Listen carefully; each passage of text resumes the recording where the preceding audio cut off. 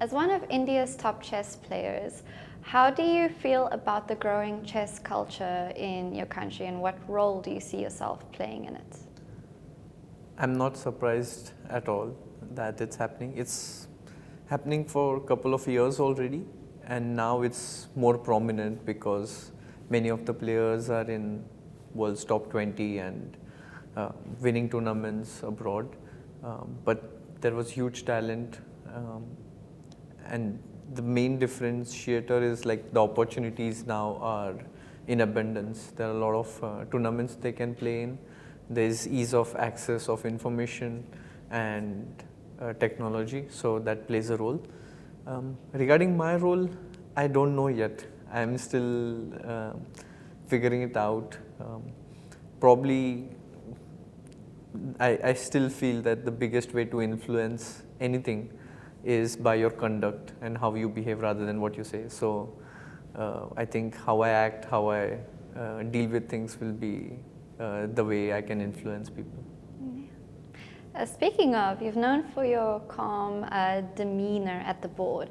How important do you think emotional control is in chess, and how do you develop it? I feel it's one of the very important qualities required because there are a lot of thoughts going on during the game, and if you're not able to control it, you can take a suboptimal decision. So it's very important, although not easy, not just for chess player but for any human being. So it requires training, and I've been working on it. Yeah. Before your games, you're usually seen sitting and focusing, getting some quiet time in before playing. What goes through your head during those moments? I have a ritual which I do before every game. I'll not delve like too much into details of it, but it's one of the ways to center myself before a game, to get into that game zone. It helps me just focus and also just get into the tournament atmosphere, and now you're playing, you're not just in your room, you're ready to fight. So all those things, it's a cumulative thing, I would say. Yeah. Your online presence and in-person presence with your fans is quite notable. How do you think your connection with the chess community impacts your game and your professional career? It's very heartwarming when people come up to me and they say that they have watched a video or they know me and they are following chess and many things along these lines. It's very heartwarming. I would like to interact more. When I was streaming, I was able to do that quite often, but as a professional player, I have been able to interact quite less, but I do enjoy it because everybody has a fascinating story how they got into chess and why they follow it. So it's very nice, and maybe in future I would love to interact more with the fans. And you're probably the reason a lot of people get into chess.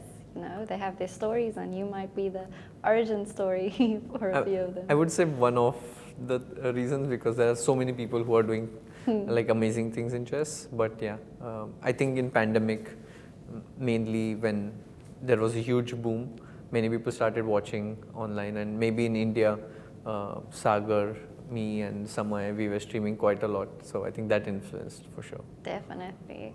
And what's the best piece of advice you've ever gotten in life or in chess? That nothing matters eventually. No, I don't care. That's a good one, especially with results, right? Yeah, we get upset over many small things, but with passage of time, everything becomes fine. Yeah. And what do you consider your greatest achievement so far in your chess career?